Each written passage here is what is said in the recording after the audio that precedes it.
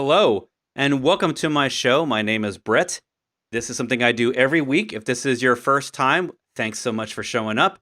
And I talk about DevOps, Docker, Kubernetes, the cloud, anything between development and getting that code onto a server and taking care of those servers. That's basically what I do.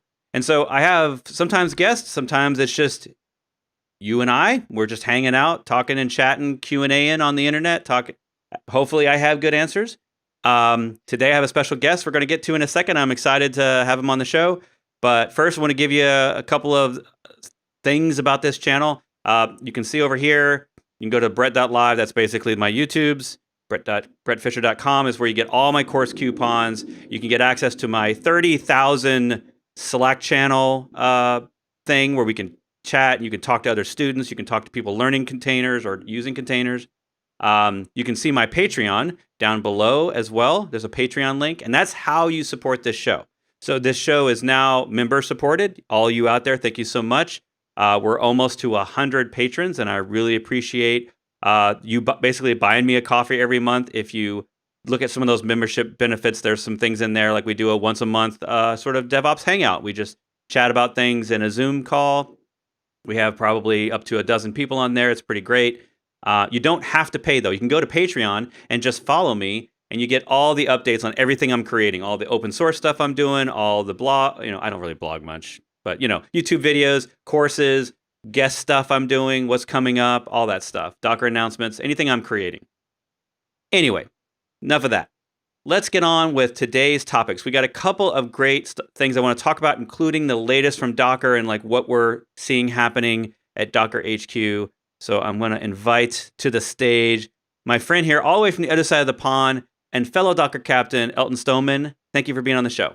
Oh, thank you for having me, Brett. Good to talk to you again. Haven't spoken since DockerCon, actually, when I joined you at DockerCon for the Captain's channel. And all my fancy equipment didn't work. Remember that? I didn't show up on time because like all this stuff that you can't see, it all just died. So I had to rush across to the house and get my laptop. Oh, yeah. It was great. It's a real pro moment in my career. We had like struggles with internet. Yeah. But you're looking great today. You got everything's picture perfect. Yep, that's good. Glad to hear. Yeah. Apart from me. If you were to take a synopsis of the 2 years of this show and like look at the videos where I had like weird spiking sounds, like blowing eardrums every 20 seconds, to audio fails, to video fails, to computer crashes. Like for a month we had like every 20 minutes in the show it would crash my whole computer and I'd have to reboot. And it was all due to like a memory leak with my streaming software interfering with Safari, and it had like this so basically it would run the system out of memory. It was just, there's been tons of failures. So we're not going to have any of that today, but no, that's cool. We know what we're doing now. Yeah. Right. We totally do. So for those that don't know, we're part of the Docker Captains program, which isn't that big anymore. It's like 50, I'm guessing 50-ish people. Mm-hmm. Maybe that. I'm not really sure, actually. But we're all around the world, and we all met at a DockerCon. So, and then at some point, you worked for Docker and stopped becoming a Docker Captain. I got interested in containers. I was looking at my Docker Hub account. I think it was 2014. Is that right? So I was a fairly late adopter, because I think the first Docker I used was like 0.7. So like, I'm not one of the old hands like you. And then I was so taken with how all this stuff was going to work, and I was so convinced the containers were going to be the way that everything was running. I was a .NET consultant, so I was building these kind of big, predominantly Windows projects. But I was working on this project that was some Windows components and some Linux components, and the Linux guys were using containers, and I was like, oh, this is seriously interesting. So at the same time, .NET Core was coming, which for folks who are not in that world, .NET is a Windows programming platform, and .NET Core is cross-platform. So you could run .NET Core in containers. So I got heavily into that, and I was blogging and speaking. So I got made a captain then. Then I joined Docker, and I worked with Docker for almost 3 years. In slightly different roles, did a few different things, all super fun. And then I left Docker at the end of last year, and now I'm kind of going solo. So I'm a captain again, so that's pretty cool. So I'm a Docker captain, and I'm also a Microsoft MVP, so like the equivalent program in Microsoft. But I've been one of those for much longer, like 10, 11 years now. Nice. I love that you've gone solo because I've been doing that gig for a decade, and there are pros and cons. I'm pouring myself a little, Yeah, pouring myself a little coffee refresh over here. But um, it's probably we probably should just do a show where there's a couple of other captains that are solo, right? I mean, they're freelancers. yeah, They might be instructors, like Jerome. They might be consultants, like Brian Christner. I yeah, mean, so it would be interesting actually to have like a themed show where we just talk about what it's like to be a developer consultant. yeah, I'm yeah, not really a developer consultant. I'm like the DevOps or Ops consultant, but more or less we're all doing the same stuff, and it would be yeah. We're interesting all for those kind that of are interested in trying different. that. Yeah, yeah, yeah, Yeah, yeah. Absolutely, yeah. I mean, I love it because I get to choose my own split. So at the moment, I'm doing a lot more content, and I've got like I kind of pick and choose the consultancy gigs. And I'm more interested at the moment in what I think is the high value stuff. So I tend to do the kind of we get containers, but we can't see how we get from where we are to where we want to be. And I'll go in and do an assessment and some proof of concept stuff. So I get hands on, show them how it looks with their own application. Like 2 week things, are perfect for me because then they know what they're doing. Usually I work with people. People are smart. They know how this stuff works. They just don't know the ins and outs of containers. Kubernetes especially. So getting them up and running, get a pipeline in place. They can see how the deployment works, see how the packaging works, see the really important best practices, and then move yeah, on. And I come back every now and then for a heartbeat. That's perfect for me. And then I spend the majority of my time doing content, which means I can work from home. yeah. Although Um, everyone works from home now, right? Everyone does we're no now. longer we're no longer special. Like No, that's right. Yeah, uh, but there all, was a all of our time where all of our everyone did. friends all of our friends that were like, what I do enjoy now is that I actually get a little sympathy for the plight of working from home because it's not all roses and butterflies, right? So Mm. I do have all my friends that are like, man, you don't have to drive, you get to just hang out on your couch, and I'm like, yeah, what do you think about it now? And they're like, my kids are driving me crazy. I don't have a good Yeah, place to work. Like my office is too cramped. My desk sucks. My chair is uncomfortable. Like my frustrating. internet's Too much crap. stuff. Like Yeah. and so I'm like, yeah, yeah, welcome to my world. Like, yeah, you have to spend a lot of money just to make your home an actual. I mean, we have to lose a whole bedroom just to have a place to work. So, um, I have a friend in Berlin, Ivor, who's probably around. He just moved into a new apartment, and he's in urban setting and has a huge office room in this big apartment, and I'm so jealous because I'm like, I'm paying for this house, and the best I can do is a tiny little room that I you see all this fancy stuff behind me, but there's actually not a lot resting here. So let's talk about real quick about you got a new book. Congratulations. Thank you. Uh, I forgot my applause. I don't have my applause button. Yeah, I I was don't know gonna where say, that where's the applause button button? went. I need the applause button back. Okay. So what is it called, and what are you doing? What is it about? So actually, like strangely enough, I've just finished the sequel. So I've finished the first draft of the sequel and the first one is available now. So it's called, like, Skype will probably blur this. It's called Learn Docker in a Month of Lunches, which is a kind of old fashioned title. But I really love the concept. There's a series of them. It's from Manning, and the idea is there's 20 chapters.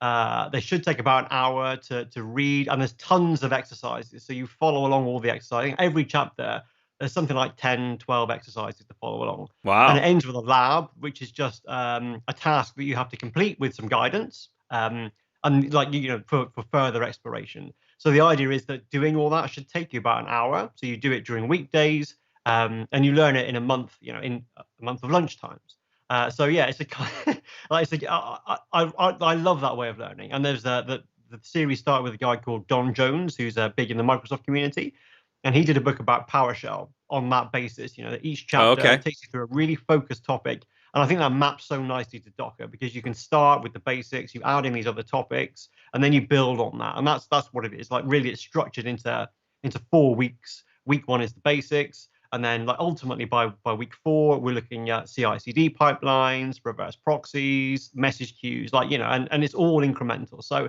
yeah, I think it really fits with the way I like to teach, which is very hands-on. How to do things, how to get benefit from the technology. So it's the Yeah. reason I wanted to write this is there are a lot of Docker books out there, like some really good ones from our fellow captains, but they all have a slightly different focus from what I wanted to do. So I don't talk too much about the internals. I don't I don't get bogged down in that sort of stuff or the architecture too much. Each chapter's focused on what you can do with stuff. So yeah. Yeah, that's cool.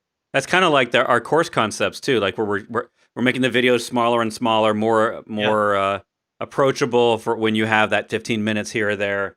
Yeah. And Yeah. why not have books that way too? Because I'm actually been I took some years off from reading books. I was listening to a lot of audiobooks, a lot of fiction, and Mhm.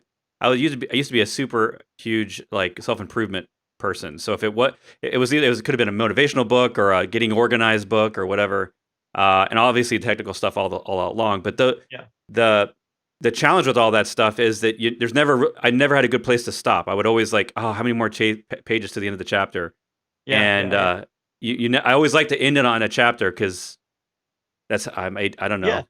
Yeah, no, that Most makes sense. You like, you feel like it's a unit of work, isn't it? I've done this stuff. yeah. I should have something at the end, and this really maps with that. So yeah, so I've just finished that. That's out now. And I'm totally stealing your idea. So I'm streaming as of next week. I'm going to stream each chapter. So I'm going to do a chapter every weekday through September, just picking highlights, showing people kind of what you can do, in the hope that obviously that people will watch it and go, I'm going to buy that book, but also to be useful standalone content. Because I think the one of the challenges that I've found, I'm sure you found this too, is that there's tons of stuff out there about Docker, and you do a bit of googling and you get Yeah. your Docker file and Yeah. you replace your code with the one that you've got, and it kind of works for a little while. But unless you dig into it and you understand the principles, you're going to get like hurt somewhere down the line, like after you've gone to production when something happens that you don't understand. So I think this is something that you really need to dig in and learn it from the basic principles, build up the knowledge, and make sure you understand it all. And the sequel to this is called Learn Kubernetes in a Month of Lunches, where I think that's even more important because you can get all this YAML from the internet and spend a couple of hours reading about pods and stuff. But unless you understand how those bits fit together, I think you're going to get stuck. So yeah, this is the Docker book that's going to teach you all about containers. There's stuff about Swarm as well to get you used to orchestration. But then Kubernetes is for a lot of people, that's the ultimate destination. So the next book takes you on to Kubernetes. So wow, it truly is a series. I'm putting your little website above your head here. That's it. Yeah. Yeah. There we are. Diamol.com. So Docker in a Diamol month of stands for lunches. Docker in a month of lunches. It seemed Yeah, logical to me. that's a lot easier for us to type than you actually like. I would have been the one that went out and bought like literally Docker in a month of lunches.com and made everybody type it in, and they're like, oh god. Um. So yeah, check it out. He's got a Slack channel. He's got a YouTube channel on there. You can get a copy. There's a giveaway link. You can buy it on Amazon. Manning. Does Manning do subscriptions like O'Reilly, or is it a buy per book only model? I should definitely know the answer to that. I think you buy per book, but when you buy it online through Manning directly, they have this live reader thing. There's like a live chat thing as well, and you can get it in different formats. I don't know if they do a subscription thing, not as far as I know. Are you doing the beta thing where you like as you update the book, people see it live in the book Yeah, on yeah, yeah. Manning? It's not totally live because they have like if you ever want to write a technical book, I can heartily recommend Manning because they are so good with the process and helping you with that stuff. So the process I write a chapter, send it to my I have two editors, like a content editor who makes sure that it's sensible English, and a technical editor who goes through all the Oh, exercises and makes examples. sure it all Ooh. fits and all that sort of stuff. That's the first stage. After that, then it goes to what they call they call it the MEEP, Manning Early Access Program. So you can Yes, pay for it that's what I'm now and thinking. you can read them as they're being, and you get feedback from that, and that's fantastic. So I've had like for the Docker book, I had a ton of feedback, which hopefully made the end product better because people get involved and they say, around this it didn't work, or this chapter made no sense to me, and then you go back and you revisit it. On top of that, they also have a team of reviewers who are just kind of book readers who are interested in the title. And every kind of 4 or 5 chapters, it goes off to them, and they give this really detailed feedback. And when you've done all that, when you've done the first draft, then there are proofreaders, there are copy like there's just a ton of stuff. So I finished the first draft of this Docker book in January, and it hit Amazon 2 weeks ago. So I finished the Nice. Kubernetes book at the end of August, and I'm not expecting that to be available till January probably. So these are like properly professional bits of work. Yeah. There's a question here about does it include any tips on stuff like Prometheus and Traefik, or is it pure Docker? No. So the Docker book, there are chapters on reverse proxy, which includes Traefik and Nginx. There's a chapter on Swarm to get you, I think there's a couple of chapters on Swarm to get you understanding about orchestration. And then there's patterns in there as well. So I talk about patterns like messaging with message queues, so you can understand how small components running in containers can communicate in different patterns. There's a ton of stuff in there. Yeah. And I love that they're, I mean, from an author perspective, or I'm not technically an author. I don't, I don't know. I never ever what to call myself for as a video instructor. I'm just gonna say author. Creator. Yeah, content creator. Some people keep saying an influencer, and I'm like, whoa, Yeah, that's a bit shady. no. It does. It makes me feel like I'm selling pants on Instagram or something. Jordan salesman. Hi, yeah, that's right. Have you thought about containers? Yeah, check out my container. I just happen to be using it today. But anyway, from a content creator perspective, the fact that they're actually doing not just the editorial review, but the technical review of it. I mean, I have to pay someone to do that for me because I know that the bias of as an author, like you're like, yeah, it all works just fine, and then someone does it, and they're like, actually, it makes no sense. You do not know what you're doing. Just done it. It's fine. Yeah. And I learned in the past that if you don't do that, then you give it all to the students, and then they figure it out, and then that's when they give you the 1-star reviews, because they're like, these demos don't really work like you think they do. Yeah. So or it only worked on Mac. Fixes. Yeah. Or it only works on Mac and not on Windows, or on Windows not Mac, or not on So I was determined for this Docker book. Like there are 30 or 40 images that I use. They're all multi-arch images. So Windows, Linux, x64, and ARM.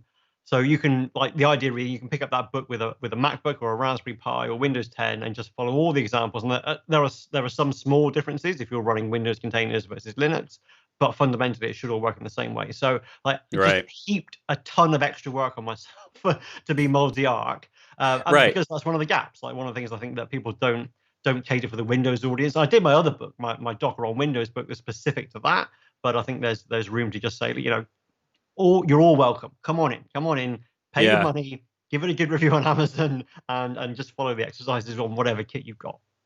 Yeah, that's even if it was, I mean, there's two ways to go about it. Sometimes I feel like there should be dedicated sections to each OS, but then also, like, I think it's much more intuitive to have that stuff in line as you're learning.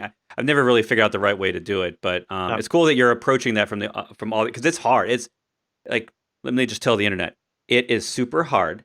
I'm gonna look right at the camera. It is super hard to do these tech books, especially for containers and Kubernetes, because Docker acts a little bit differently on every platform, all of like the major three, and then I guess you could say 4, because I have tons of students still on Windows 7, Windows 8.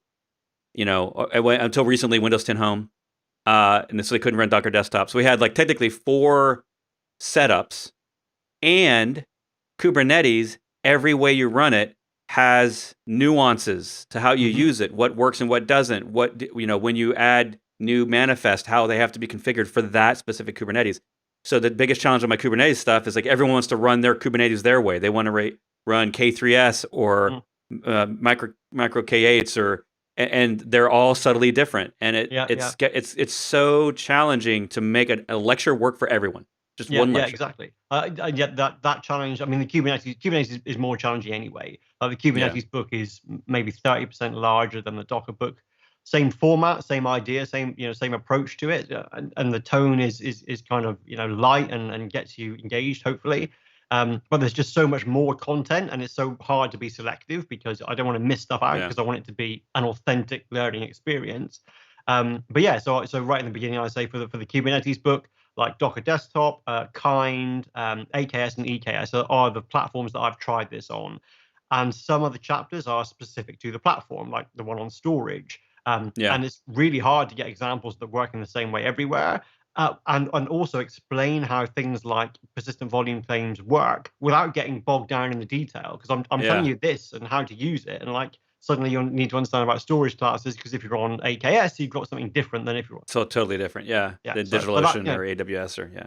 that's Yeah, and that's that and our. I'm going through that right now because oh, sorry. I said that's our problem as teachers.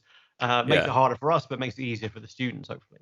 Yeah. I mean that's why they hopefully buy something of ours is because we put in all that time and effort because I'm going through the storage section creation on my Kubernetes course and it's problematic because at some point once you get past just local volumes, yeah, you have to now everything's very storage specific and Yeah. how much does a person even know about storage? Do they know what Exactly. iSCSI is or what NFS Yeah. is or yeah. And yeah, and I don't know what storage class your platform has, but I want you to show you how to create a storage class and use it in your manifest. So when I get to that part in the chapter, I have a script that you run that copies your default storage class to one with a specific name that I know, which is Kayamol, which is the Kubernetes in a month of lunches version. And then I use that in the manifest. But inside that script, to get the default storage class, there isn't a label for that. There's an annotation. So you have to hunt, and like the script is awful. So in the book, I say run this Yeah. script, like don't look at it, Yeah, well, unless you really want to. yeah. Yeah. Yeah, and so that's I mean that's obviously like these are actually really complicated tools. Yeah, You know, to me people I think really underestimate the complexity of a Kubernetes solution, not just I mean, so far, you know, I've really just focused on the basic feature sets of it, but now that we're starting to get in the course building you know, into more of the third party stuff, more of the I'm just going to say plugins, but the CRDs and all that, it's really there's just you could spend 30 or 40 hours of video on it and you still wouldn't really cover everything that people need to know to just deploy one production system. Yeah, exactly. Yeah. Well, we have some questions and we have some comments, so let's jump in the chat. I stopped studying the Docker documentation to watch this live. Well, that's perfect.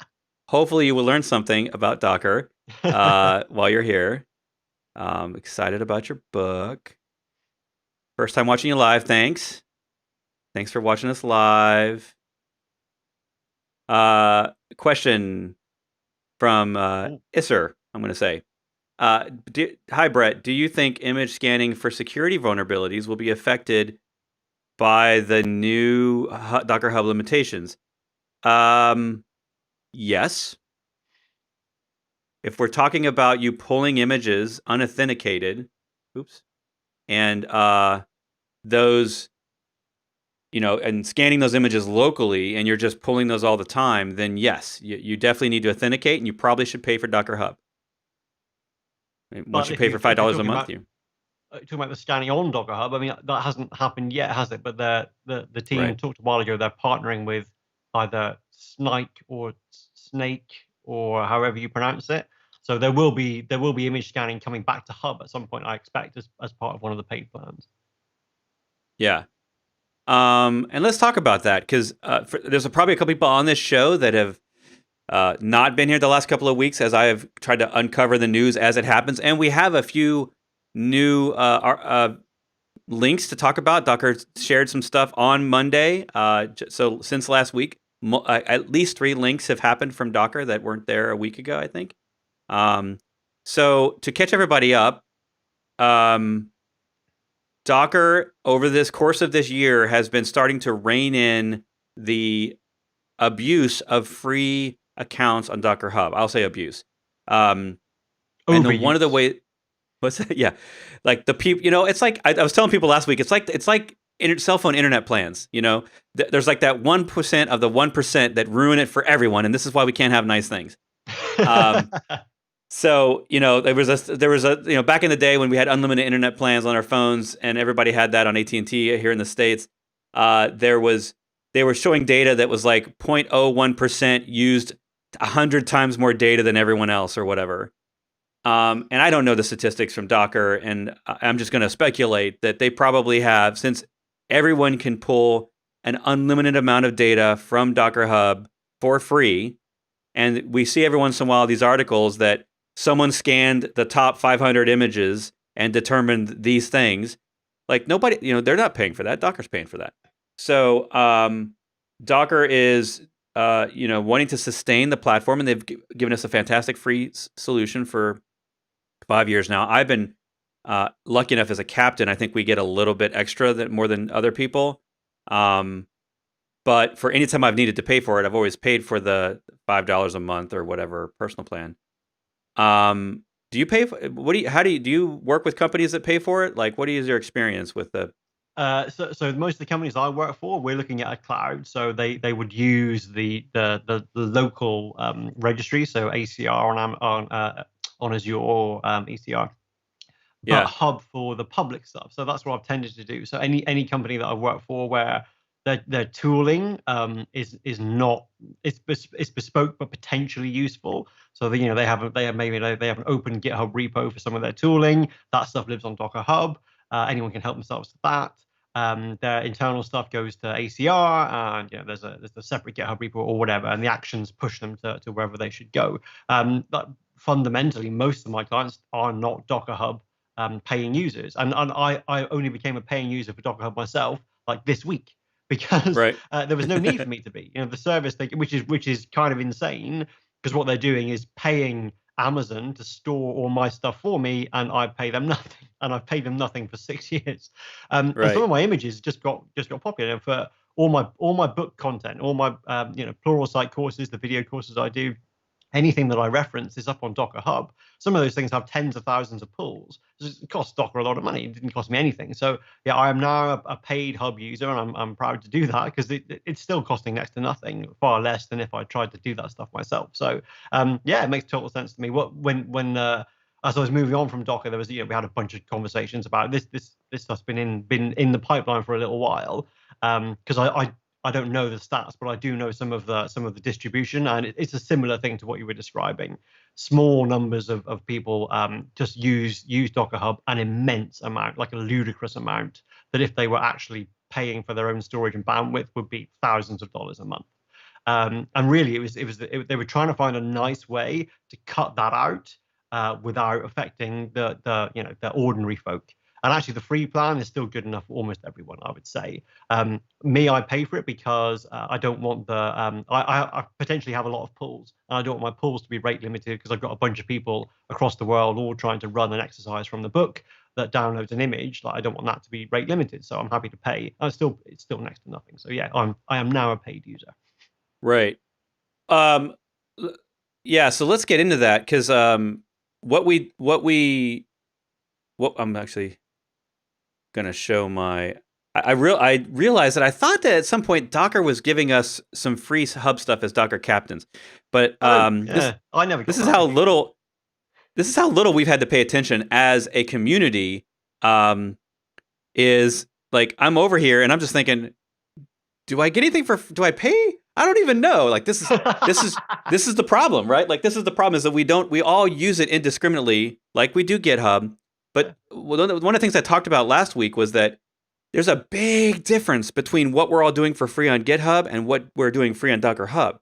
Like what we're doing on GitHub is one, it's the source code, which means it's the absolute source of truth. So it's way more important than an artifact that's the output of your code. It's way more important. Like obviously, deleting people's repos from on GitHub would be a big problem for GitHub, like PR nightmare and a problem for the community. But they've been going the other route. They're doing the whole like GitHub archive project and stuff, where they're trying to keep stuff around forever that's necessary. But GitHub is also a fraction of the size. Like if you think about the average size of a source code repo, we're talking megs to hundreds of megs. Yeah. But then if you start looking at Docker Hub, like it's so easy for one person on a free plan to use 10 gig or easy 10 gig of space without even really trying in their own repos because of all their custom build stuff. Yeah. And so I'm looking at my account and I'm like, do I even pay? And sure enough, I don't pay. This is the billing page for a user account. If you want to change your and organizations, I have tons of organizations, and it's only recently I've had to pay for that.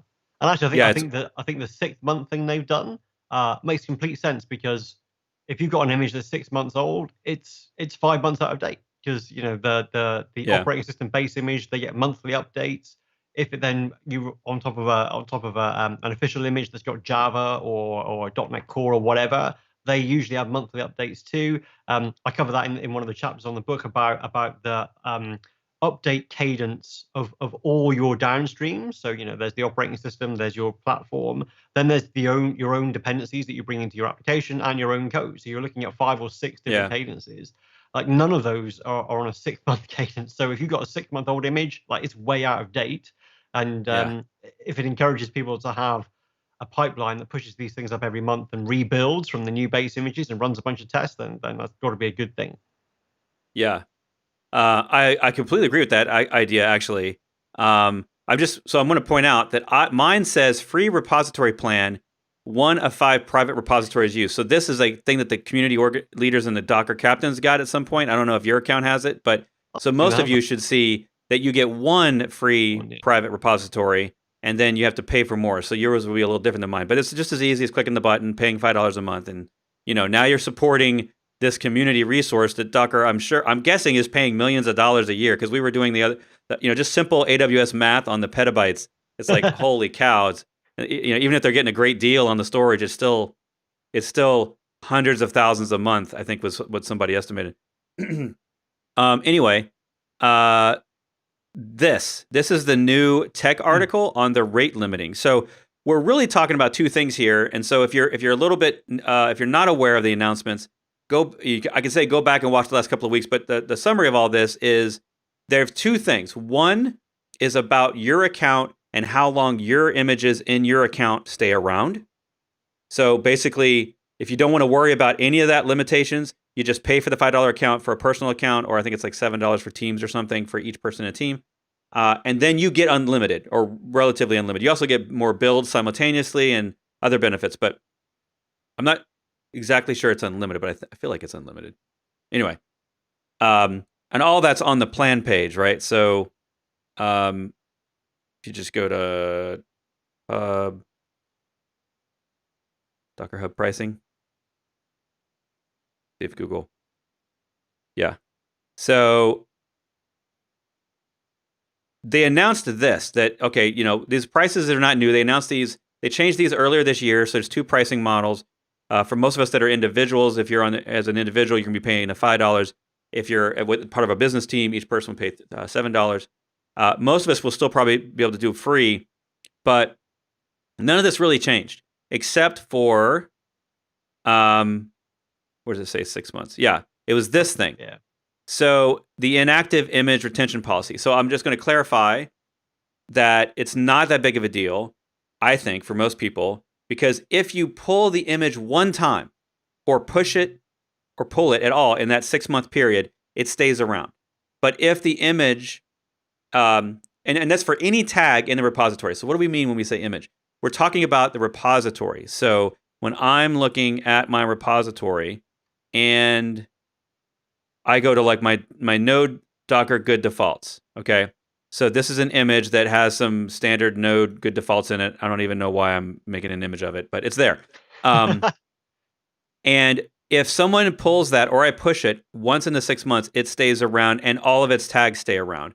So there's all these tags that I have, and a lot of them are probably like, I've got sneak upgrades in here. I don't need those, but right now at least, do we have a way to delete yet? Is there the deletion? Yeah, you can delete and go to action at the top.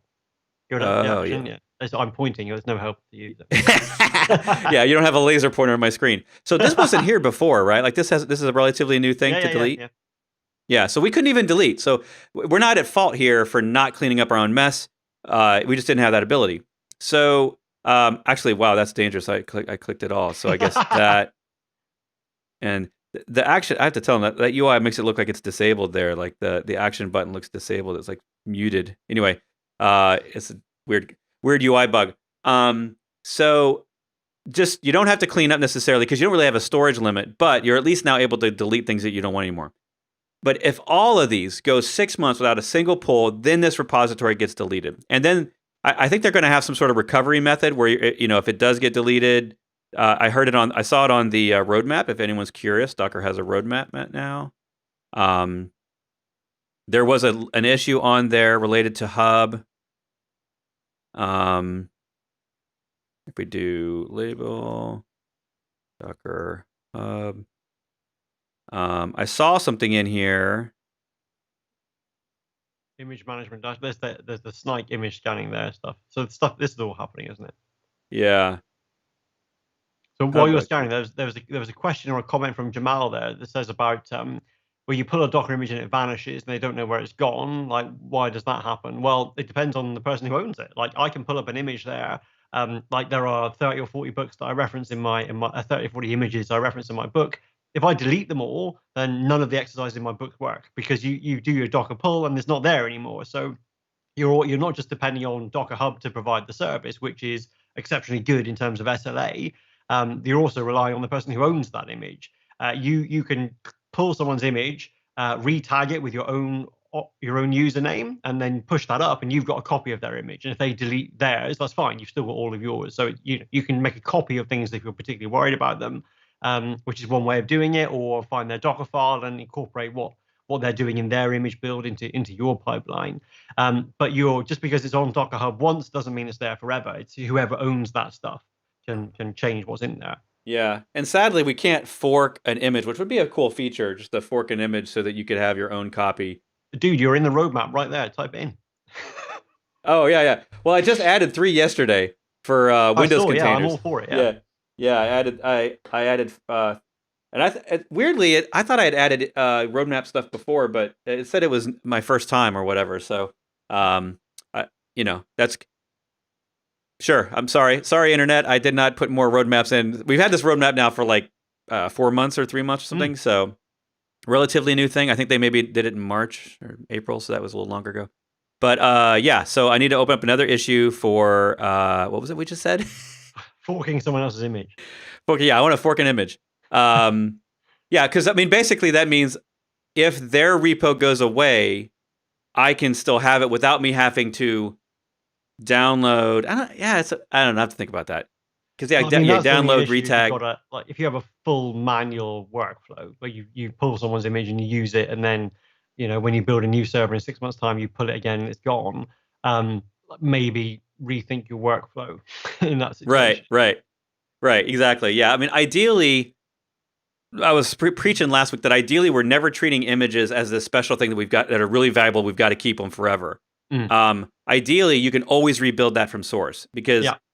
Now, it's a little dangerous for me because I did come out with a little tool a couple months ago, and I talked about it in the show.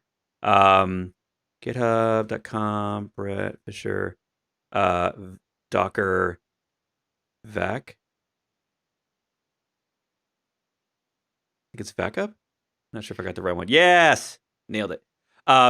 Which I created some scripts to essentially use Docker images as a way to back up stuff, and because you can. I mean, there's no reason. You're in the 1% of Docker Hub abusers. You're using Docker Hub like Dropbox. Well, it wasn't my first. Yeah, it wasn't my initial goal. My initial goal was people ask, how do I get, if I have an image on my machine, how do I back that up? Or not an image. Sorry, if I have a volume on my machine, how do I, and I want to do a clean sweep. How do I get that easily out of my machine? And I would always tell them, like, oh, we'll do this command and this command, use bind mounts, blah, blah, blah, But I was like, you know what? Why don't we have a Docker command that we can do things on volumes like we can do them on images? And so I simply created this thing where I have an export, import, save, and load. But it's doing that for volumes. 2 of them are good for exporting and importing on your local machine. Then you can tarball it, put it on an offline machine, or move it to another machine or save it or whatever. That makes sense for, like, especially if you've got local databases and you want to, maybe save them but without having to recreate all your fake, your sort of simulated data, because a lot of us have like simulated data for testing on local machines. But I also started to realize that I have teams that they often want to put that simulated data somewhere, and then they don't want to put it in their GitHub repo, so then they have to come up with an S3 scenario. And I was like, you know what if you just put it in an image, and we had a standard command that you could easily just basically restore from an image. So I started to expand the scope of this thing, and I actually even expanded it enough. I actually put in some issues for other ideas I had on ways to use images. So I'm totally abusing the system. I totally agree. But it's all just a bash script, and I'm stealing the idea from Lucas, one of the other Docker captains, because he made the clip tool that was a Docker extension plugin thingy. But I basically made this a standalone script, And maybe someday when I really learn Go, I'll actually turn this into a Go thing. But I thought it would be really cool just to be able to do a standard command that stores data temporarily in an image if you need it, and you can just use it as a transport method, because it's a lot easier than SFTP or put S3 bucket or something like that. Yeah, but I do admit now, looking back on it, like, I'm part of the problem. I'm part of the problem on Docker Hub. So don't do that unless you're paying for Docker. Like, if you're paying Docker, carpe diem, like, unlimited storage. Yeah. All right, so let's get back to it. So that was one issue. It was that the way you fix that is you pay for Docker, and now you have unlimited storage, unlimited time. All right. The other thing that they kind of snuck in there, and then they sort of did a mea culpa and said, hey, look, we're actually going to improve the documentation, the FAQ, we're going to put out all kinds of information on, is the rate limiting, which for a lot of us in the open source world has a potential to do more damage, because we all have been consuming images without logging in. And even when we're logged in, we never put in we rarely put in proxies or caches or anything like that. And we just pull all day long and indiscriminately. And it turns out that bandwidth is expensive for Docker. So can you give us, do you have like an elevator pitch on what this is doing and how we can help avoid it? So again, I don't think it's going to be a problem for most people, because I mean the rate limit is like, first off, that there's an important line there. It's not starting until November, so you've got time to work out whether this is a problem for you. The second thing is the limits themselves are things like it's per second. It's a limit of how many downloads per second or something like that, if I remember rightly when I first started looking at it. And yeah, so they're coming in as soft limits now, so you know about them, and you've got a few months to try and work out if this is going to be a problem for you. And in all honesty, for me, this is the thing that tips it into, if I have enough people, anonymous or who I don't know who they are, who are downloading my images simultaneously or within a short time frame, then that's a service that I should probably be paying for. That's the thing that that's why I'm a paying user now, because I don't want those limits to affect people who are using my stuff. And I think all this stuff is it's all different for images that people use a lot. So like the official images, I'm not sure whether they have completely separate. They're completely separate from any of these limits. But things like, if you're not familiar with the official images, stuff like Ubuntu, the base operating system images, Debian, Alpine, and then the platform images on top of that. So the Java OpenJDK image, the Node.js image. Docker work with the product teams for all of those things. They all become they're all regularly released, and they're all available on Docker Hub with a name that doesn't need to have a username. So it's just Docker pull OpenJDK. I think those are all kind of none of these rates affect any of that. So for people who are consuming, the common images, it's just not going to be an issue. If you're pushing and sharing your own images and they're super popular, then I think you need to kind of understand where that fits for you, because the rate limit of I've got dozens of people potentially who are using this stuff all the time. Rather than have that an impact to them, I pay my $5 a month or $50 a year or whatever it is. If you're a content creator, that's probably going to fit in to something that you're gonna just absorb as an expense, one of your more minor expenses, I would think. Right. Although, to be clear, I don't think you paying as a user that hosts images affects the limitation of anyone pulling it. It's all based on the pull IP. Yeah. No, it says here, limits are applied based on the user doing the pull, not based on the image being pulled or its owner.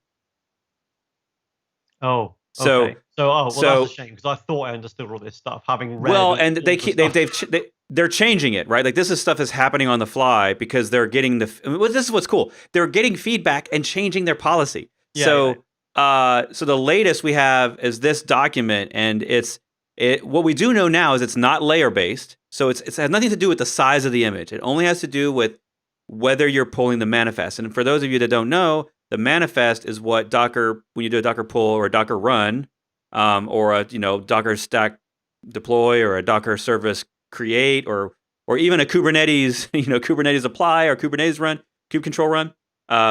Those are all doing. They first check the manifest file, which is a tiny little file, JSON, I think, or maybe XML. I'm not sure how it comes down. I think it's JSON, right? Not XML. Yeah. Horrible XML. Never say XML again. Sorry. I should slap myself.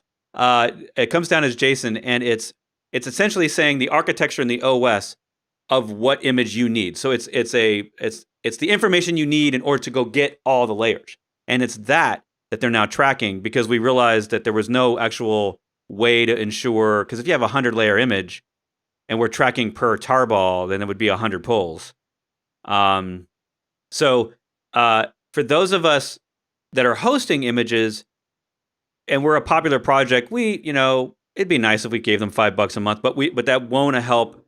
And this is kind of it won't help the people that are pulling us. And it kind of is what Alex Ellis has been talking about. He's been worried as a community leader for open source that one, he's going to have to pay a lot for all the images to make sure they stick around, and because I guess he has multiple accounts and all these accounts. And I need to talk to him because he made something. He said something like he was going to have to pay $1,000 a month or something, or a year, and I couldn't figure out how that was even possible. So I need to figure out his setup, and we just talk through it and figure out if I can help him save some money, because I don't think an open source person needs to do that. That's a weird. Anyway, I don't know how he's doing it. He must have a lot of accounts.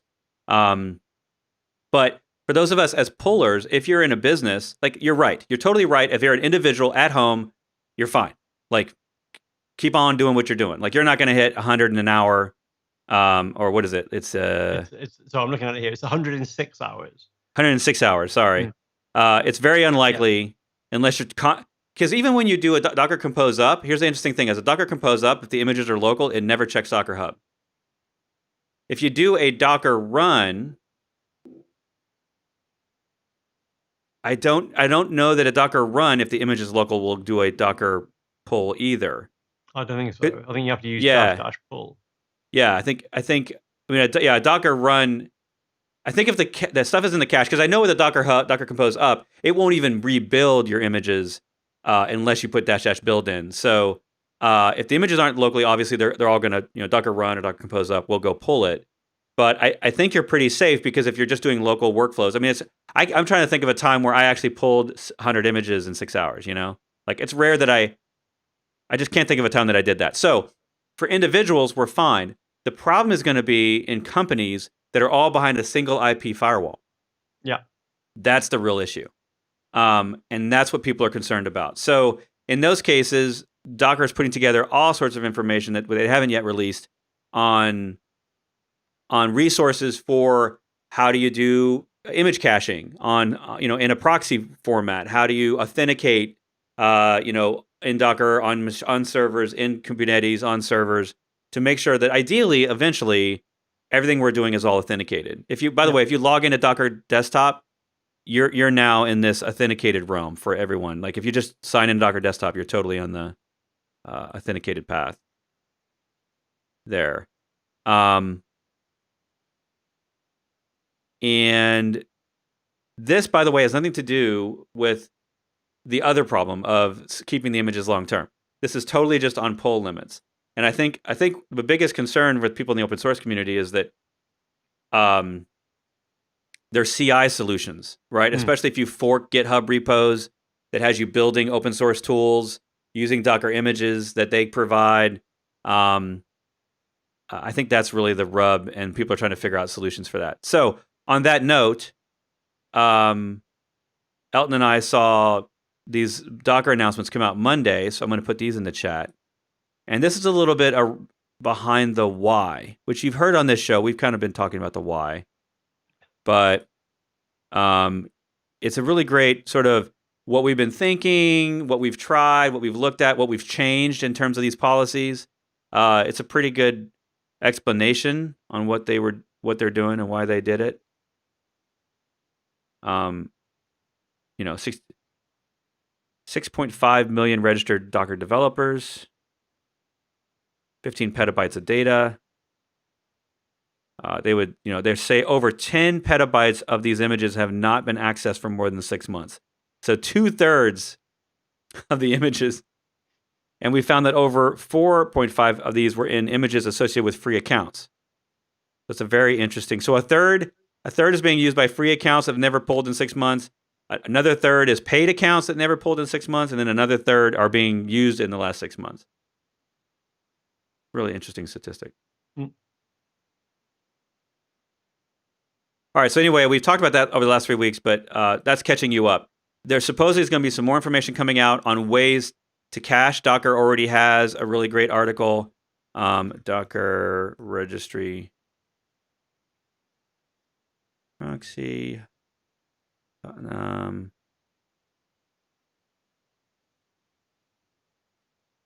Yeah, registry is a pull-through cache. We've talked about that here.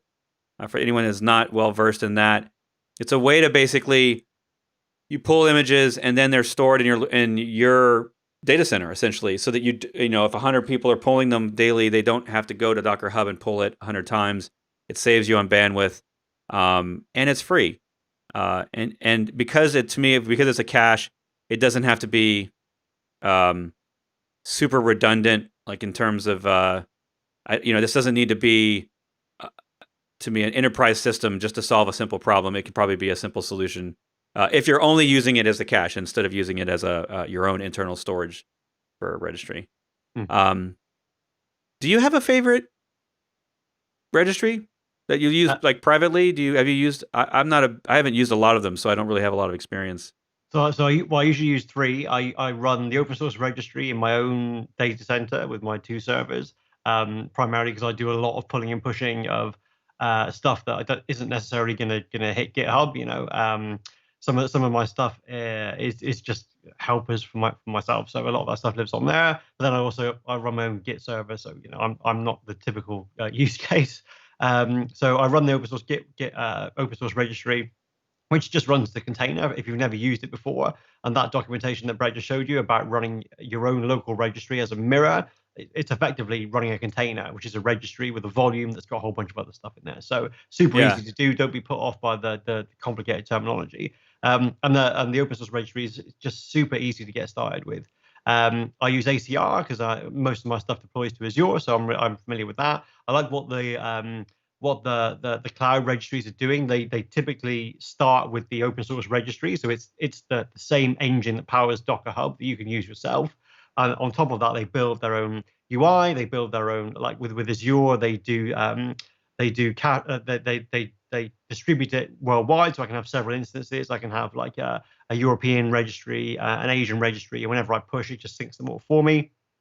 And then they integrate with their own authentication. So I don't need to do like a Docker login with some credentials that are fairly static. I can use my Azure credentials to log in. So and I'm sure I use Amazon less, but I'm sure they have all the same sort of stuff. So that's super cool to integrate with that, but still get the same Docker experience. I played around a little bit with using GitHub artifacts. But I didn't, it just doesn't really, the workflow for me is the source lives on GitHub, the actions live on GitHub, or the pipeline either lives on GitHub or Jenkins if I'm doing something locally, and then the destination is Docker Hub or ACR. So those are the kind of workflows I tend to use. And ultimately, the goal of the registry is to disappear, and you just forget about it because your pipeline does the build and the push, or there are several stages, where you're doing different tags and you're promoting things through. And then ultimately your deployment document, your Kubernetes YAML file or whatever, just references an image tag, and you just kind of expect the registry to work. So it's not something to get too kind of worked up about, but you do need to understand it's a crucial part of your infrastructure. And so it's not something you should be too worried about paying your $5 for, or whatever it is you're using. Yeah. I haven't. There's some of these new ones out there. These new registries. Especially in the CNCF space that I haven't yet played with, just because Docker, I've been on some projects that use the cloud specific ones, but just Docker Hub has been so easy for me that, and for teams that, they get one CI account and they don't really, like you said, they don't really use it heavily themselves. And so they just might have one account for CI and they're not really paying a lot. And the granted it's more secure, but the headaches around AWS's token methods and stuff, and making every single tool automatically have the AWS CLI so you can get the tokens temporarily. That is a challenge for teams that when they don't really need it, maybe they're not that they don't need to be that secure, that level of security. I tend to convince them to opt out and just go to Docker Hub because it's a smoother workflow. It's less headaches and less stuff they have to worry about in terms of just getting images. Yeah. Especially when they're using mostly open source. Yes, exactly. Yeah. I know, like Yeah. Harbor. I've played around with Harbor, which is the CNCF one. And like, it does a ton of stuff, but it's pretty complicated. It does the scanning for you and it integrates with Claire and a few other options to do your image scanning. And it does a lot of stuff, but it adds complexity around anything that you Yeah. need the features for Yeah. you to understand how it all works. And there aren't really standard ways of doing this stuff. So like I used to use back in the day Docker Trusted Registry that had all the scanning and the policies and all that sort of stuff, and that's great to model your workflow. But what you really care about is the workflow, and you move to a different product and you have to model it in a different way. So it's they're all kind of like your Kubernetes platform. You need to pick you need to understand what the class of tool can do, and then you need to understand what your exact tool can do on top of that. Right. Yeah. Right. And I would say generally to people, outsource your registry as long as possible. Yeah. It's to me, registries is like log collection and monitoring tools. If I don't have to build it and run it myself, I really don't want to do that because I'd rather spend all my time automating, building the app and the thing that we were there for in the first place, like adding new security, tools into the mix. I'd rather do that than I think people underestimate the complexity of, like managing a Kubernetes cluster. We all talk about how that, that can be pretty complex, but also managing your own logging and I lump it in that world with logging, monitoring, Git storage. Like it's rare to see people running their own Git servers anymore. It's rare, right? Because we kind of outsource that. We all are comfortable with the solutions that are out there. They're reliable enough. They're secure enough. And so it's pretty rare. I mean, 5 years ago, I was still working with teams that had, that we were all using Git over SSH to a centralized server. But, and that server was like image backed up every day or something. But it had no GUI. We had nothing but our own command line tools. It wasn't great for remotes. But I feel the same way about image repositories. It's like, sure, you could run your own. But unless you've got really good reasons, why? What I would love to see is a turnkey. Like I know that there's that Docker. We have this article on Registry Cache, but I don't know if it's easy. I want a one-liner, basically, and maybe we can figure out a way to do that with, because it needs to be SSL, so you gotta have a trusted certificate. So maybe something that's like, let's encrypt on traffic plus the registry, so that you can at least have you can use a secure registry proxy. Like it would probably be a fun project to just have that. So, hey, you need to cache everything so you don't hit the limits. Run this command and it'll, Alex Ellis has done this for Kubernetes. I don't know if you saw his little project. But then you got to think about the turnkey element of that is you turn a key and it spins up, 4 or 5 different components that you then need to work out when something goes wrong. Yeah. If there's too much magic in the automation and you don't know what's going on. All right, registry creds. There it is. So this is a CRD for Kubernetes that automatically adds the auth to all of your deployments, I believe, so that you can pull authenticated without having to go and manually add all this stuff. I don't even know exactly how it works. I read through it. I haven't tried it. But interesting idea, because if you have a ton of stuff in Kubernetes and you're now worried about pull limits, granted, we still got 3 months until things start getting ratcheted down, but something to check out. But then, I mean, you think about that use case. I mean, for a start of, I don't know what that project does, but your service account, you can have default registry creds set, as part of that anyway. For us, it just uses that but simplifies it. But if you, as part of your production cluster, you're pulling more than 200 images an hour, every 6 hours, what are you doing? Yeah. Well, yeah, and I think this is the 2 big use cases I hear are CI solutions on the internet are all going to be using the same IP, so you can't it's not you pulling, it's that IP pulling. And if you're on a cloud service is pulling all from the same servers. They probably got large servers with multiple users. So assume that when this goes live, my assumption was this is what's going to happen is every single cloud CI solution will now be broken on Docker Hub because they're all running on a bunch of relatively consistent IP addresses. Granted, they may spin up new ones and tear down ones every day, but in that day, if they're running thousands of jobs and those jobs are pulling images, and those images never had to bother authenticating, like they're all going to be essentially blocked by 1 a.m. or whenever the reset happens on a daily basis. So that's the first use case is if you're using CI, you're probably going to have to start authenticating, and you're probably going to have to pay because even authenticated users are paying for 200. So it'll be interesting to hear people start complaining that all their CI broke on November 1st. Step number 2 is if you're inside a corporate firewall, everyone's using the same IP address, and even if you just have 20 people working on Docker stuff every day, or 20 servers that all pull one image, every 3 hours they just pull an image. Like I could see how, the math on that could add up really quickly. So we're all going to have to authenticate and then maybe even start paying for that authentication. And I think with most of these solutions, like I don't know Docker's terms of service, but I would assume that if it's a robot, if it's a CI solution, if it's servers, they can all use the same account. Like I don't believe Docker's terms of service, and I don't know this for a fact. I'm not a lawyer. I haven't read every single line of that thing. It's getting pretty long. I've read paragraphs trying to find the changes. That's why I keep asking Docker to diff. I wish every term of service had a diff, right? Yeah, like makes sense. Just put them on GitHub and make it, and so I can diff it, so I can see exactly what you changed. Because the summaries are, the summaries are. We got nowhere to hide if you do that. Yeah, that's right. You have nowhere to hide.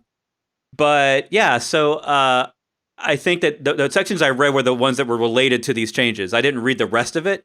But to me, a robot account, that's my bot account. Like I obviously have 3 people in the community, in your company, are all logging in with the same account. That's probably against their terms of service. It is on most cloud services. But if I've got 100 servers and 3 different CI solutions in my data center, my thought is you buy one account. It's the bot account that you disseminate to all those servers, and you're paying $7 a month on a corporate account for basically the rights to pull unlimited bandwidth from Docker Hub, which I think is still an amazing price for a CI account. Anyway, we've talked about this a lot, but I think it's important that people understand the future. So let's talk about your we're wrapping this thing up because we've hit our hour, but oh wow. I know we've been talking over an hour. And I don't have a hard limit, but we can only talk about this stuff so much before people are like, moving on. Let's talk about your Docker Live lunches. So I'm going to put the YouTube Live for you. Oh, that's the wrong one. In chat. Cool. So here's a YouTube Live link, everyone. This is going to take you to and you're starting in 4 days. Yeah. So it starts on Monday. It starts now plus one hour. So it's not, it's not really a lunchtime, certainly not for me because it's the evening, but it's the time that works best for me and kind of works with the American audience, which is most of my audience. So they're going to be like today, they're going to be like a free, totally. If you've seen any of my Pluralsight courses, they are super slick and they're scripted and all the demos are rehearsed and there's a ton of editing to make sure they're proper professional training courses. This isn't going to be that. This is going to be me scanning through the chat and then going through some of the exercises for 2 reasons. One, to give you a feel of the book to see whether it's going to work for you, and if you want to go and buy it, that'll be cool. And 2, if you don't want to buy it, like exactly the same as Bret's things, this will live on YouTube afterwards. I'll blog about what's in all the episodes, and then you can just kind of pick up bits and pieces that you're interested in. So, there's chapters. Hang on, let me grab a copy here. So chapter 7 is running multi-container apps with Docker Compose. It introduces you with the Compose and then how you can do application configuration, which was a question we had in the chat that we didn't get to. There's chapters about observability, how that looks for your applications, how it looks for third-party apps, how Prometheus works. So each chapter's got a dedicated specific topic, like writing and managing application logs with Docker. So there's an entire chapter on that because it's not just as simple as getting the content into the standard output stream. Then you can, once you've done that, you can then collect it using some third-party stuff and visualize it. So every day I'm going to go through that. It'll be about an hour, but like today it'll be super informal. I'm going to do a bunch of the exercises so you see how this stuff works. So there'll be takeaways every day. I've got copies of the book to give away every week. So I think I'm doing 5 copies a week. So there's like a raffle you can enter. And then and hopefully it'll be useful subsequently for people to go, oh yeah, I want what did that guy say about application configuration? I'll go and watch episode 10 and that will tell me about it. So that's the purpose. It starts on Monday. I'm doing one for 20 weekdays in September. So every weekday until the book's exhausted. And then we'll, hopefully it'll be useful for people. Nice. Yeah, I think so. And the cool thing is they'll live forever on the internet. So, if you don't get them live, you can watch them after the fact. And I've liked and subscribed. So, and set reminder on. So, so that'll be great. And that's a perfect time for waiting. You're waiting for 4 days. And I just got a question in chat. Can you make these lives a little early? It's very late here in India, hoping that you consider India as the market to tap. I'd love to be able to do more India timelines, but that to me, like this is middle of my day. This is 1 p.m. I'm a late riser, so you tell me what time UTC -4 should I do them? I would prefer to do them. I would love to do. I've always wanted to do, Elton. Like the happy hour version. Like, of course, for you, it would end up being it'd be your midnight. Yeah. But I've always wanted to do something that did serve the other side of the world essentially. And I for a while I actually owned the domain, and I might still Late Night Docker. Nice. Just to have like friends show up on happy hour, and we're just sort of like the kind of a Twitch stream kind of thing where you're just chilling, working on some Docker stuff, like whatever you're doing, and we're just hanging out, playing with new tools, whatever. Very informal, not like this show thing. And I honestly, it's a lack of motivation because I don't have friends that are willing to show up every week. Like no one's really said like I will be there with you so that you're not bored sitting on the internet for an hour. But also it's like and then it means Europe's not, we have a bunch of we have a bunch of people in Europe, and like they wouldn't be there, and it's sad. Right. So I had exactly the same problem. My wife and I had several conversations. So at the moment, I'm scheduling these Docker in a month of lunches sessions to start at 8 p.m. UK time, because that's when like the kids have been fed, they're in bed, so I can do my parental stuff. I'm not supposed to be working evenings anymore. Like that was part of my lifestyle goal for this year, is to cut down my working hours and not work evenings. Good goal. I'll start that in October. So 8 p.m. do an hour or so, and then I capture the European audience if they're happy to stay up later. Most of the American audience, because there isn't a single American time anyway. I'm going to miss out India, but then all this is recorded, so come and watch it at your own leisure. I think it's the only sensible way. When Microsoft did Build this year, Virtual Build, they did like all the sessions live 3 times over for different time zones, which is just like imagine being Scott Hanselman, like staying up for all those different time zones, doing the same thing over and over again. They did the .NET conference, which is a free conference, and I did a session on that. And there was only one time zone for that, but I was the midnight time zone. So I'm here at midnight, sat in my office on my own, pitch black, everyone's asleep, and I'm going on about Kubernetes. It's weird. You can't please people with time zones. I know, it's tough. So, Sparesh, I'm sorry, but yes, let's I have to do the math. Like it would if I could do a couple times a month or one time a week, like late night, and maybe it's just more spitballing on projects. I don't know. It's a lot of work. These live shows are a lot of work. And just to do this, the problem is like, this is 3 hours of my day. Just to do a 1 hour live show is probably about 3 hours with all the work before and after. We have prep. So it's tricky to topics all week. Like we put hours and hours of time into that list of topics. Yeah. So I will say, I'm more likely to do something like that for my not to say go buy my Patreon and membership and then I'll suddenly do it. but we do uh, DevOps chats every month, live chats, and I'm looking to be flexible on that schedule because it's a much smaller group. So that's a thing we might try. Is I send out a survey every once in a while, say, hey everybody, when do you want to do the next one? What time? And of course, I get like people want 10 a.m., 2 p.m., 6 p.m., and it's like I can't keep everyone happy. But I hear you. I have a ton of students in India. It's one of my top 5 countries in terms of my student base. So I definitely want to serve that audience with something live on occasion. So all right. So we know about your website right above your head. We know about your live starting on Monday, and we're gonna have to have you back on the show because us being Windows people, you more than me nowadays, but I've had many decades living in Windows, running Windows servers. I'm still a big fan. And we need to talk about like the current state of Docker Desktop and the 2004 release.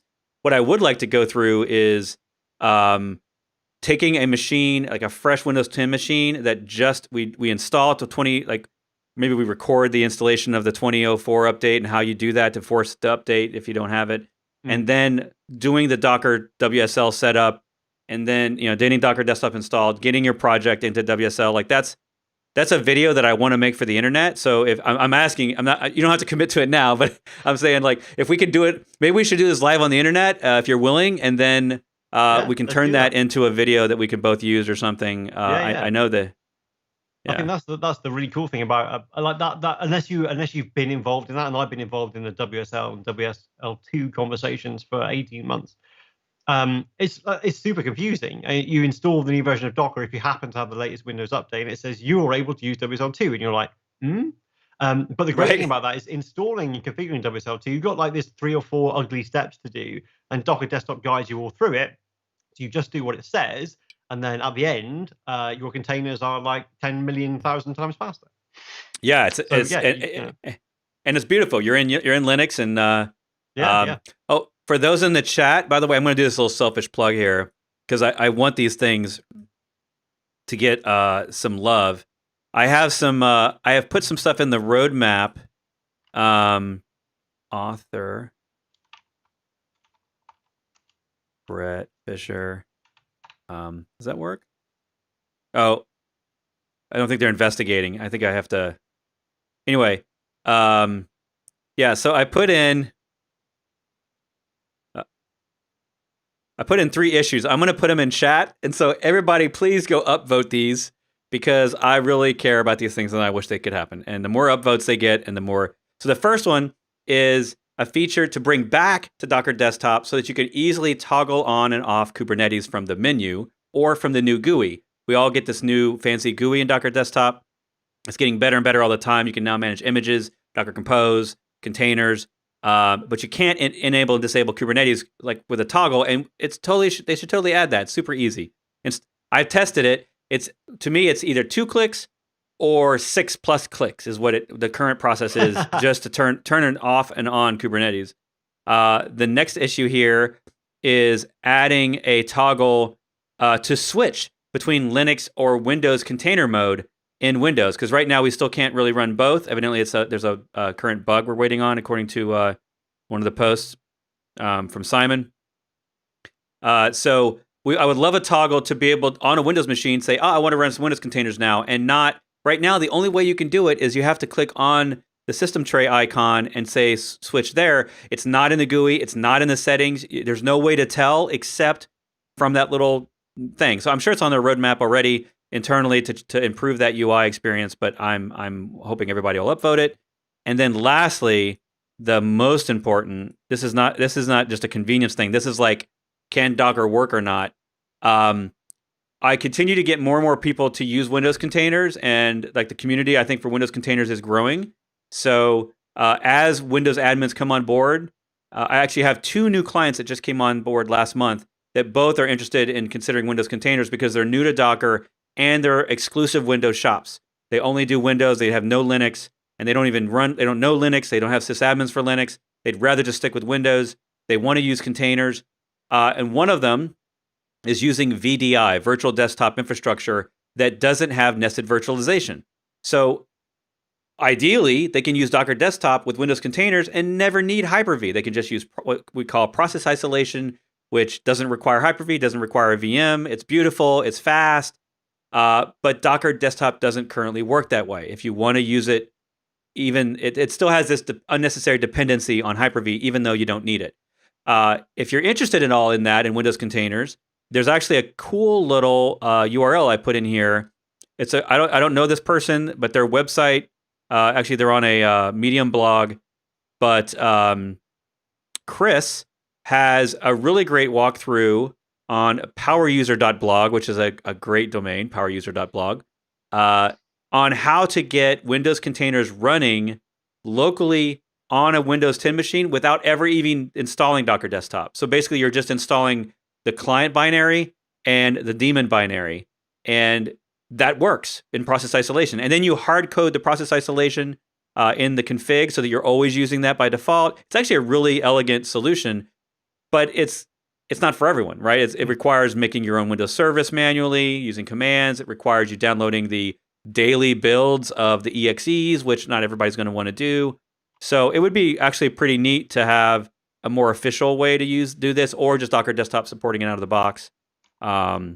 Those are shameless plugs that I'd love to see upvotes on because, While you're there, can you look at issue 139? Ooh, let's do it. You got your own? Yeah, let's do it. 139. So, yes. so you can't do much with Kubernetes. Like, it's a hugely configurable system, and Docker Desktop does a fantastic job of making it easy to get up and running with a bunch of default setup. And you can, once it's running, you can configure it however you want, really.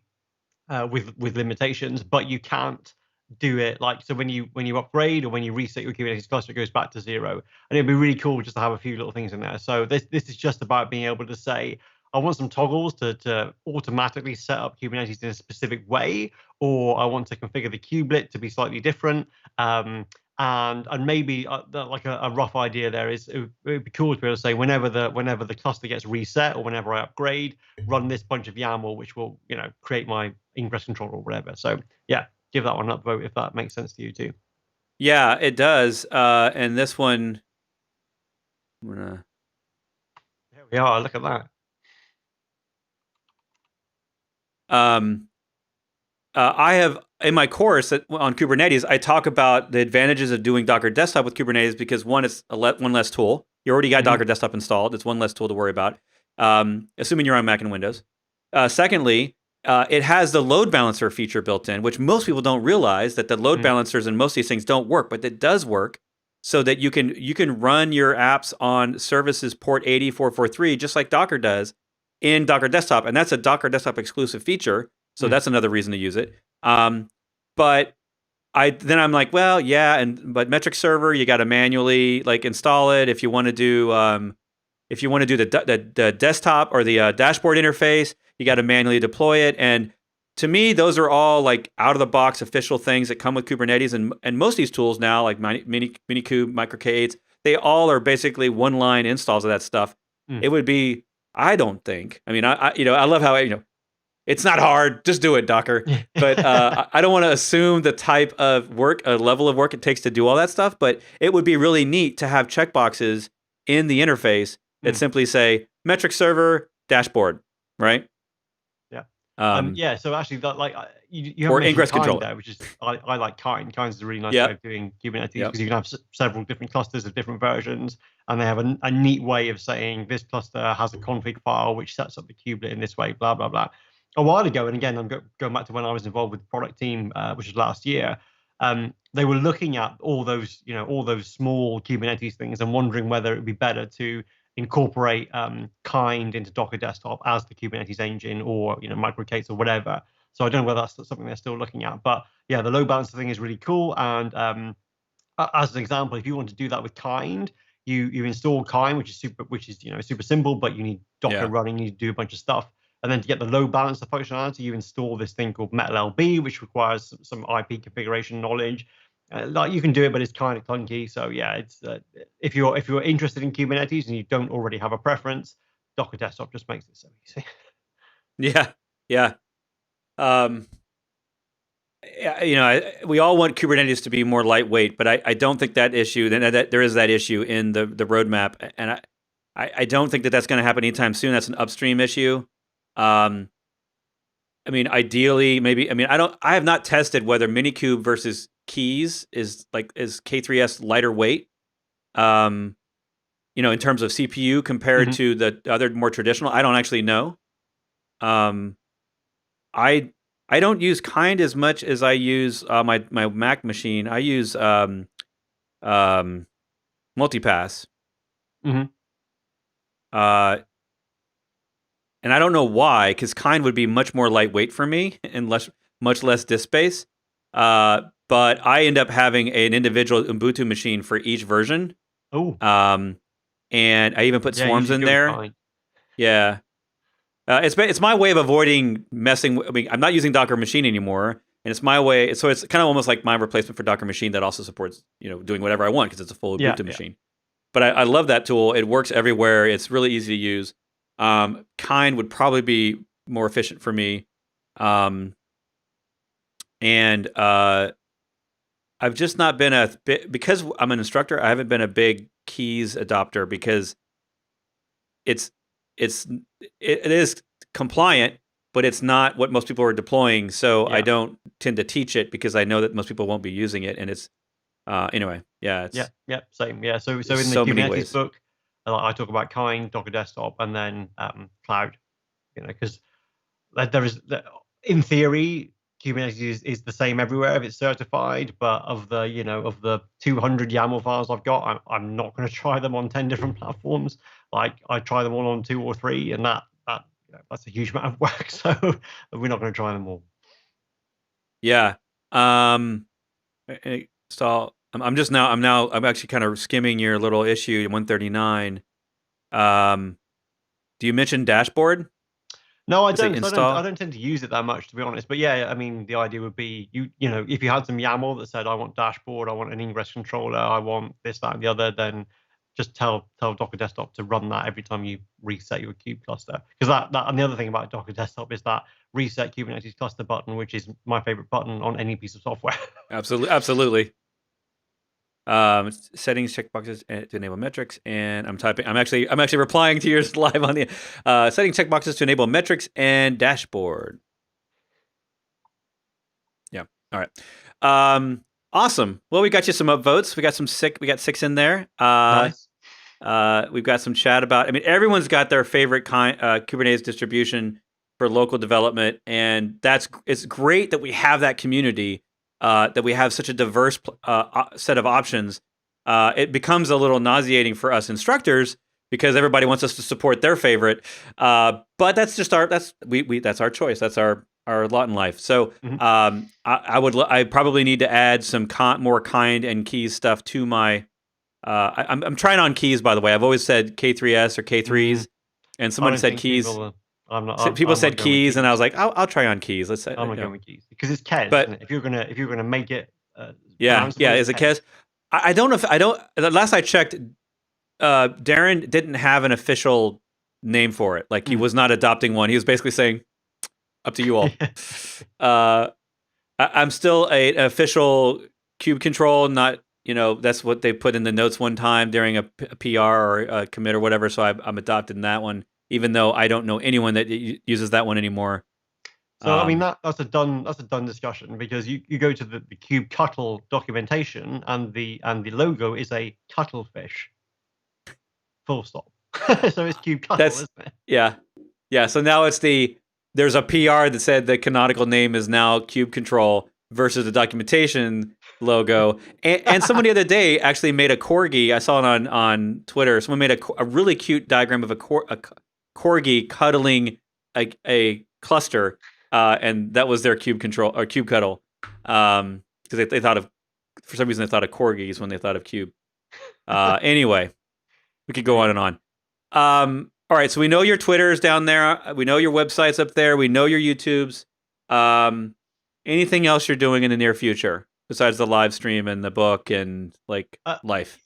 Yeah. So I have another thing that I do. I do workshops that I do at conferences. Like, most of my audience is, the .NET audience. I think there's two ways of learning Docker and Kubernetes. One is the kind of generic, understand how the pieces fit together, understand how the platforms work and what they can do, which is what the books do. Like the Docker book, there are examples that are based on .NET, Go, Node.js, Java, probably something else as well.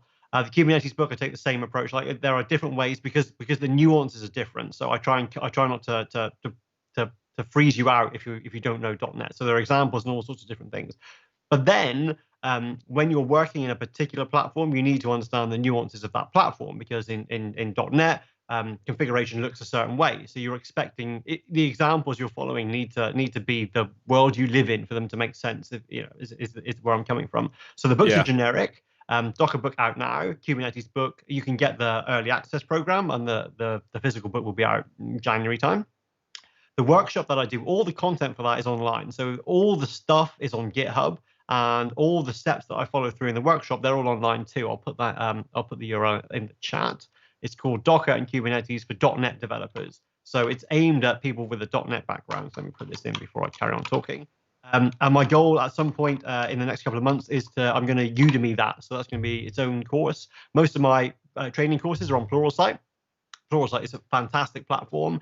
Most of the courses are fairly short, so they're 2 or 3 hour courses, dedicated topic, a whole bunch of stuff you can work through. Pluralsight has a subscription platform, so it's like Netflix. You pay your $20 a month or whatever it is, or your company does, and there are 6,000 courses. They're all curated, they're all technically edited, they're really good.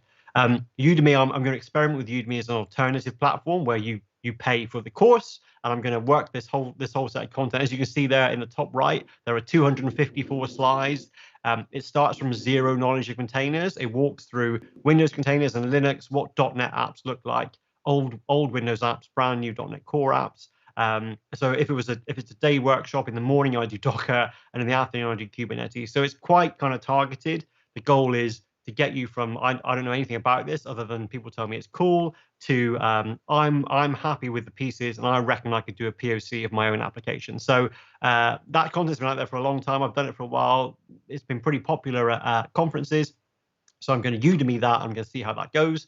And then the rest of the year is really kind of a few more Pluralsight courses, getting the book finished off.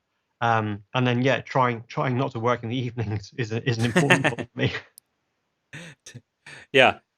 Letting your family see you every once in a while. That's a good thing. Yeah. What's the I'm curious on this. Are you using Reveal? What's the Yes. JavaScript? So Yeah. all the content, all the slides are in the same GitHub repo. So I think on the first page or something like that, there's a link to the repo. It's just Reveal. It worked pretty nicely for doing it, because I've done this as a remote workshop too.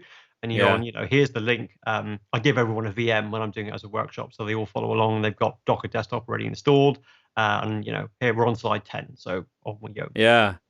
I'm digging this little arrow, the greater than, less than symbols. Actually, like they almost like pinch a little bit when I hover over them. I'm fascinated by that. That's the thing you like. Yeah, that's the thing I noticed. If you click on the code sample there. There you are. Oh, look I at got a pull you. request from that, from one of my workshops, because I was trying to copy and paste all the time, and some guy did a pull request and was like, "Oh yeah, this works. This saves me hours." Oh my goodness. I might have to steal that from you if that's You go for okay. it. That's fantastic. Yeah, I love good design, and I'm always trying to figure out like a better design for my slides, and a better workflow, because I love Keynote. I love the ease of Keynote. I converted to Keynote a while back from PowerPoint, but I also, and animations and different things and layering stuff is a lot easier than I'd rather not have to constantly think about CSS and other things when I'm making course content. So I've never come up with the perfect workflow for like what I consider to be the most reproducible, which is like Markdown, right? Or most easy to edit, easy to PR, all that stuff. Versus, it's impossible to do that with a Keynote. and I've tried so many tools over the years, like trying to optimize my workflow. And I feel like I'm now back on Keynote again, because one of the things that we're all doing in the learning space is like people's slides and the things on screen are getting more interactive and more things are moving, things are prettier, and I'm having a real hard time with that without having like a full-time designer like on my staff. So I'm like, okay, maybe I need to go back to Keynote, and I really don't want to, but I need my slides to be a little spiffier. Yes. But yours are spiffy. I mean, you can see from that website, I have no design. Like there is no design skill. So someone's asked a pertinent question: why would you use Windows instead of Linux containers for .NET Core? And going back to what Bret said earlier, some organizations have no Linux experience, no Linux people, no Linux servers.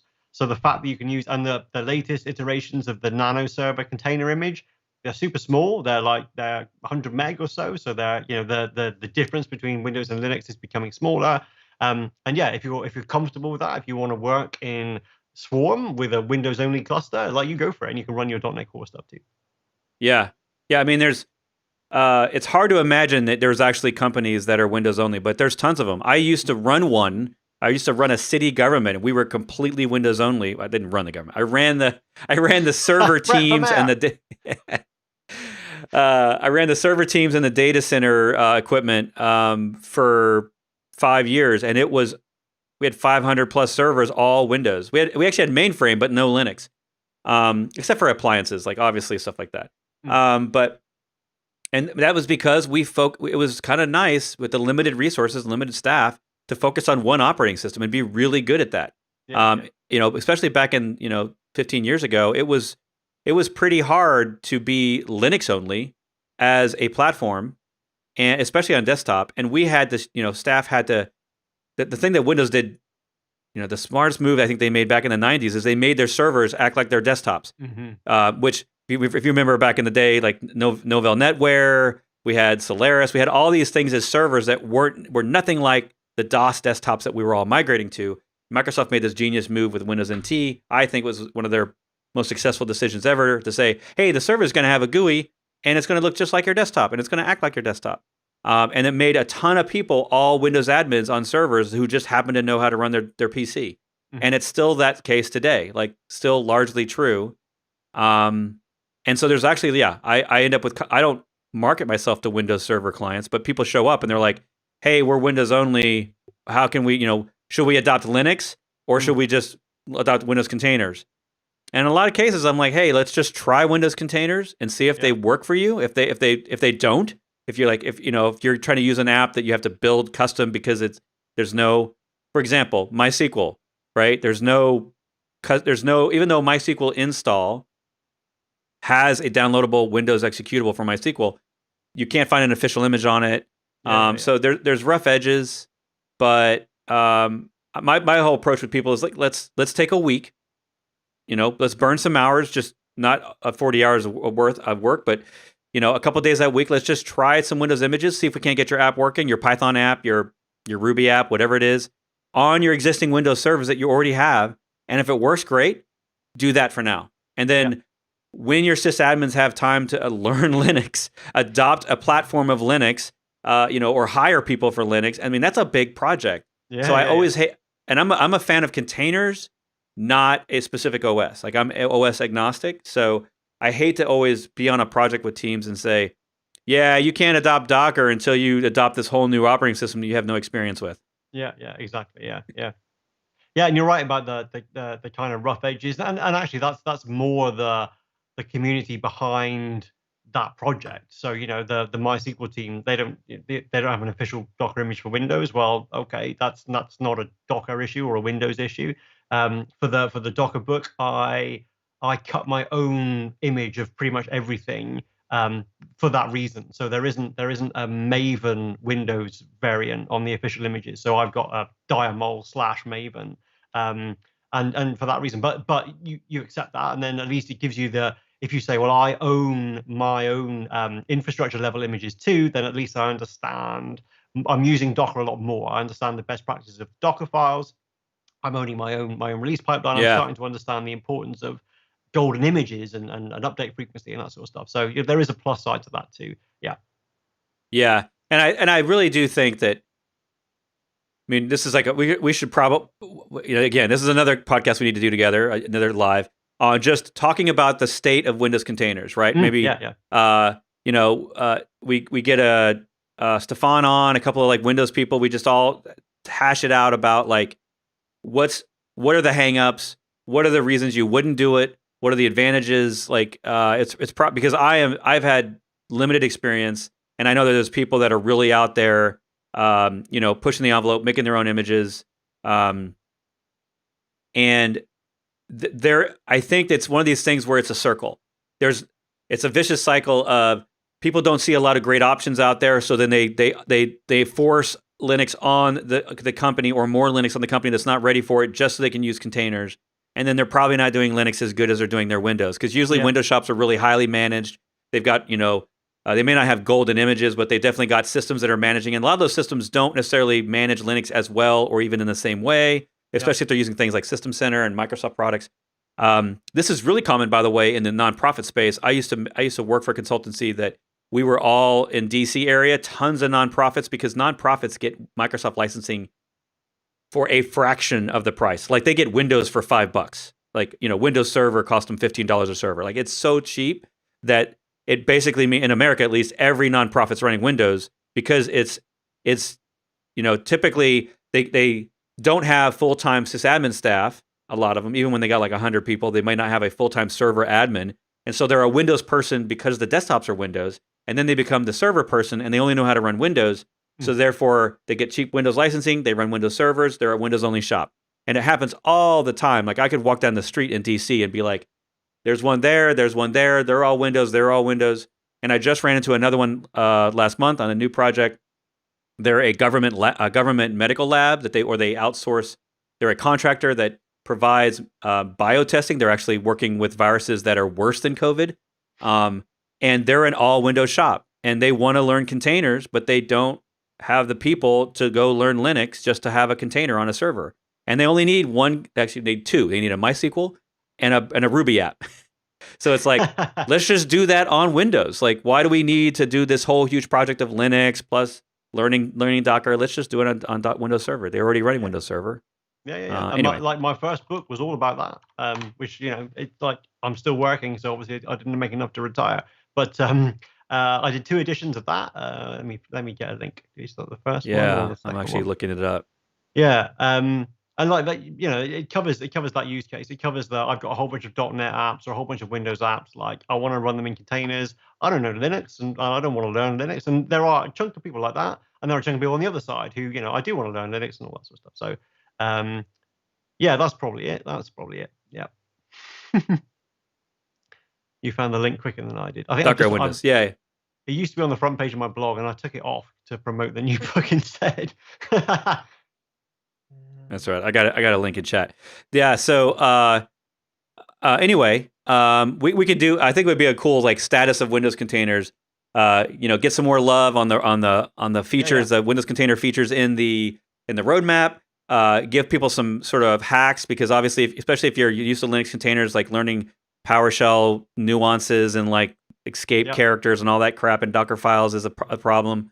Finding apps, images that for the apps you love that you want to run on Windows, like MySQL or Postgres, Microsoft SQL, those kind of things are all challenges, and it would be fun. I would learn a ton. I know, because I have relatively limited experience with it in terms of like all the different images and all their different nuances of how to run them on Windows Server. Most of these people, by the way, they're not even running Windows Server 2019, so I always try to get them. Like, it's a big leap to get them to just run the latest Windows Server. Yeah. Just so they can run the latest features of containers. Like, that's also a big deal. Yeah. All right. Well, we have now made enough ideas for podcasts that we have live shows for the next month. But you are already doing live shows for the next month. So we'll have to do that later on in the year. Yeah, we'll come back. Yeah, good luck on Monday. There's a few questions about Kubernetes on Windows, and like I've been doing a lot of that, and I'm amazed at how well that works. It'd be great to talk that through sometime. Yeah. Yeah, for sure. We just need to I don't know if you're an addict of Notion yet, but my new note taking and collaboration app is Notion. I've been using it for 2 years nonstop, and I get more addicted every day. But I was getting ready to say we should get a Notion or a Google Doc to just list all the things we can do together, and then see what and schedule those, because I'm super disorganized on this, so I don't often I say things and then they never happen. So, internet, hold us accountable. All right. Well, thanks again for being on the show, and good luck next week on Monday. I will be retweeting your stuff and sharing all the things. So thank you very much.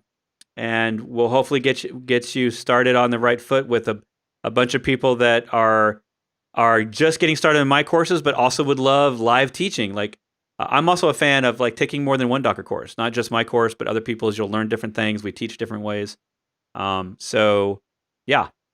Awesome. Cool. And now you get to go. Now you've done your thing for the evening, and you get to go say hi to your kids. Yeah, absolutely. Or good night, actually. Or good night. Yeah. Or tuck them in. Cool.